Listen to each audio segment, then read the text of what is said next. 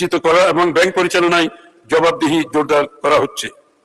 দুর্বল ব্যাংক সমূহের আর্থিক সক্ষমতা পুনর্গঠনের জন্য ঝুঁকি ভিত্তিক তদারকি ব্যবস্থা চালু করা হবে এবং প্রয়োজনীয় ক্ষেত্রে পুনর্মূলধনীকরণ রিক্যাপিটালাইজেশন ও ব্যবস্থাপনা সংস্কার কার্যক্রম গ্রহণ করা হবে।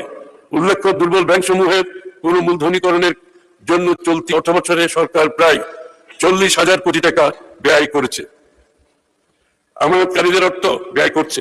আমানতকারীদের অর্থ ফেরত প্রদানের লক্ষ্যে ব্যাংক পুনর্গঠনের উদ্যোগ নেওয়া হয়েছে। আমরা বিদেশে পাচার হওয়া অর্থ ফেরত আনতে কার্যকর উদ্যোগ গ্রহণ করছি। ব্যাংক কার্যক্রম পরিচালনায় রাজনৈতিক নিয়োগ ও হস্তক্ষেপ বন্ধ করা হয়েছে।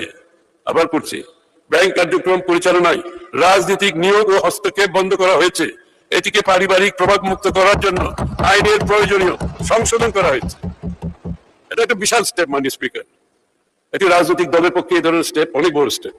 ব্যাংকিং খাতে আন্তর্জাতিক মানদণ্ড ভিত্তিক ঝুঁকি ব্যবস্থাপনা, মূলধন পর্যাপ্ততা এবং কর্পোরেট গভর্নেন্স নিশ্চিত করা হবে, যাতে আর্থিক প্রতিষ্ঠানসমূহ দীর্ঘমেয়াদী স্থিতিশীল ও প্রতিযোগিতামূলক হয়ে উঠতে পারে। আর্থিক অন্তর্ভুক্তির পরিধি বাড়িয়ে নারী, তরুণ উদ্যোক্তা ও প্রান্তিক জনগোষ্ঠীর জন্য অর্থায়নের সুযোগ সম্প্রসারণ করা হবে।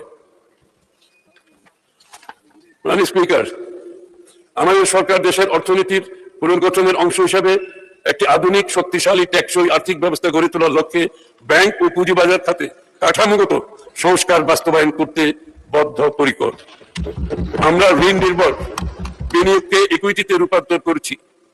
আমাদের লক্ষ্য বর্তমান ঋণ ভিত্তিক অর্থনীতি থেকে দূরে সরে এসে বিনিয়োগ ভিত্তিক অর্থনীতি গড়ে তোলা।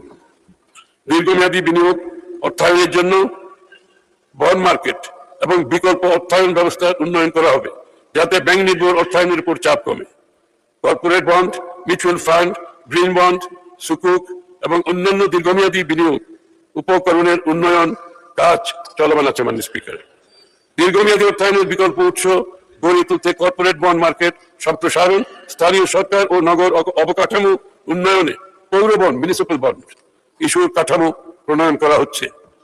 মাননীয় স্পিকার, সরকার শিল্প, সেবা, ক্ষুদ্র ও মাঝারি উদ্যোগ, তথ্য প্রযুক্তি এবং আধুনিক কৃষিভিত্তিক শিল্পে কর্মসংস্থান সম্প্রসারণকে সর্বোচ্চ গুরুত্ব দিচ্ছে। শ্রমবাজারের চাহিদা ভিত্তিক কারিগরি ও বৃত্তিমূলক প্রশিক্ষণ সম্প্রসারণ, তরুণ উদ্যোক্তাদের অর্থায়ন সহায়তা এবং নারী ও প্রান্তিক জনগোষ্ঠীর কর্মসংস্থানের সুযোগ বৃদ্ধি করা হচ্ছে।